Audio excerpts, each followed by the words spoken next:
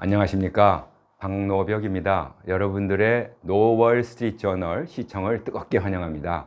2023년 새해가 밝았습니다. 새해 복 많이 받으십시오. 오늘 주제는 작년 시작된 러시아 우크라이나 간 전쟁이 금년도의 전망은 어떠할까, 이에 대한 궁금증을 풀어보려고 합니다. 러시아 우크라이나 양측 간의 입장, 월스트리트 저널 등 외신 보도나 전문가들을 종합해 볼 때 빠른 시일 내에 끝날 기미가 없어 보입니다. 그간 전쟁은 정치적 대립에서 시작한 시작의 끝이었던 것 같습니다. 이제 본격적인 군사적 대결이 있을 것으로 보이며 그 결과가 전세 전망을 결정할 것으로 예상됩니다. 작년 12월 21일 젤렌스키 대통령은 미국을 전격 방문했지요. 전폭적인 미국의 지원을 받아냈습니다. 또한 러시아 푸틴 대통령은 국방부 회의를 주관하면서 군사작전 관련하여 무제한의 전폭적 지원을 약속했습니다. 먼저 젤렌스키 대통령의 미국 방문에 대해 여러 보도가 있었기에 의회 연설을 중심으로 설명드리겠습니다. 이번 방문을 통해서 젤렌스키 대통령은 미국에 대한 감사 표시와 함께 지속적인 지원 확보를 하는 것이 핵심이었습니다. 특히 미 하원의 다수당이 금년 초부터 민주당에서 공화당으로 변경됩니다.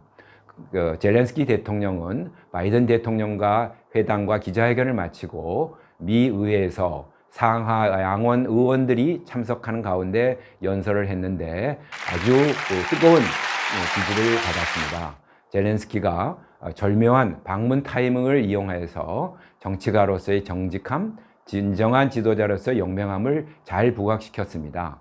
그래서 이번 전쟁에서 승리하겠다는 메시지를 전달하면서 미국의 역사적 사례를 인용하였다고 합니다. 그 인용 사례는 먼저 2차 대전 막바지에 1944년 벌지 전투에서 연합군이 나치 독일을 패퇴시켰듯이 우크라이나 군인도 똑같은 일을 할 것이라고 언급하였지요. 두 번째로 젤렌스키 대통령은 1777년 뉴욕의 사라토가 전투에서 승리를 하였듯이 돈바스 바흐무트에서도 승리를 하겠다고 하면서 지원을 요청했습니다.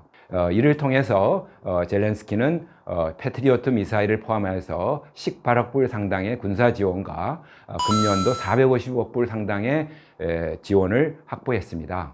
앞으로 최신 무기들도 지원이 되기를 기대하고 있다고 합니다. 자, 이제 러시아의 입장을 넘어가 볼까요? 푸틴 대통령은 쇼이구 국방장관을 비롯한 러시아 군 고위 간부 확대 회의를 작년 같은 날 12월 21일 주재하였습니다. 이 회의에서 푸틴은 특별 군사작전 지속과 그리고 군의 역량 개선을 위한 여러 가지 중요한 지적을 하였습니다. 그리고 30만 예비군들이 동원이 되었는데 이들에 대한 지원과 훈련을 철저히 해줄 것을 주문했습니다. 둘째로는 군 역량 개선 사항을 요청을 했고 거기에는 특히 현대 핵무기를 계속 발전시켜서 러시아의 안보를 보장해 나갈 것이라고 하였습니다. 그리고 셋째로는 푸틴은 우크라이나에서의 갈등이 러시아 정책의 문제가 아니고 제3국의 정책의 결과라고 하면서 서방의 책임을 전가했습니다. 푸틴 대통령과 쇼이구 장관이 평화 협상에 열려 있다고 주장은 했습니다만은 결국 푸틴은 우크라이나의 주권과 독립에 대해서 인정하기를 거부하고 또 우크라이나를 크레물린의 영향권에 두려고 하기 때문에 평화 협상에 대한 입장은 어떠면은 공허한 것으로 보인다고 분석됩니다. 네, 이번에는 러시아와 우크라이나 전쟁을 총괄하는 두 사령관의 입장을 살펴보겠습니다. 러시아의 경우에는 세르게이 수로비킨 사령관이, 우크라이나에서는 발레리 잘루즈니 사령관이 이 적전을 총괄하고 있습니다.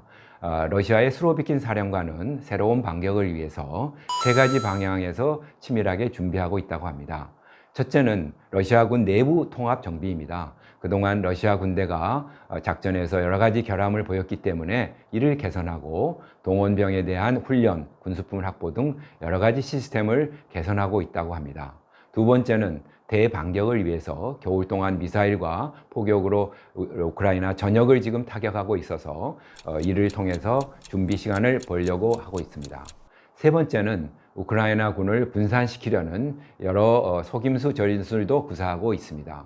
예를 들어서 러시아는 9천여 명의 러시아 부대를 훈련 명목으로 벨라루스에 배치해 두었습니다.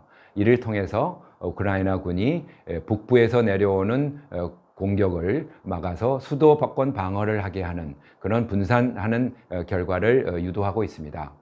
이에 반해서 우크라이나 잘루즈니 사령관은 러시아 측의 공격 준비 계획과 의도를 꿰뚫어 보고 있습니다. 그래서 금년에는 보다 치열한 전투가 예상된다고 하면서 그 견해를 밝혔습니다. 첫째는 러시아와 우크라이나 군대 간의 문화가 다르다는 점입니다. 러시아군은 러시아 제국 시절부터 명령과 복종에 따라서 충실한 군대라고 보고 있는데 반해서 우크라이나군은 창의적이고 기민하게 움직여서 자발적인 통솔을 할 수 있도록 하고 있습니다. 두 번째는 러시아군의 실패를 경험 삼아서 추가적인 약점을 더 찾아내서 공격한다는 것입니다.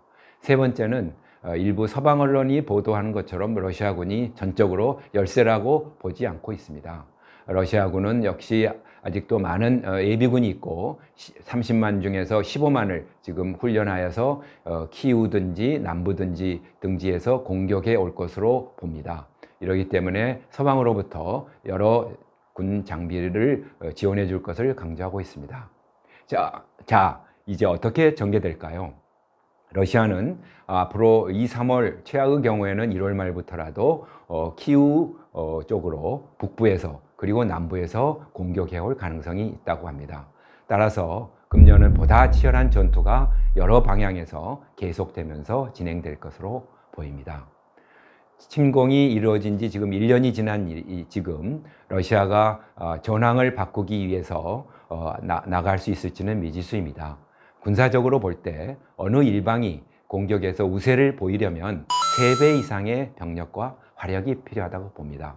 러시아나 우크라이나 양측이 지금 전장에 투입한 군사 태세에 비추어 볼 때 양측은 어느 쪽에서 우위를 보기보다는 공방전이 지속되면서 교착 상태로 들어갈 가능성이 높아 보입니다. 다음 호에서는 전쟁이 가져다 준 여러 가지 경제적 영향 그리고 세계 경제 전망과 관련돼서 설명드리겠습니다. 많은 시청 바랍니다. 감사합니다.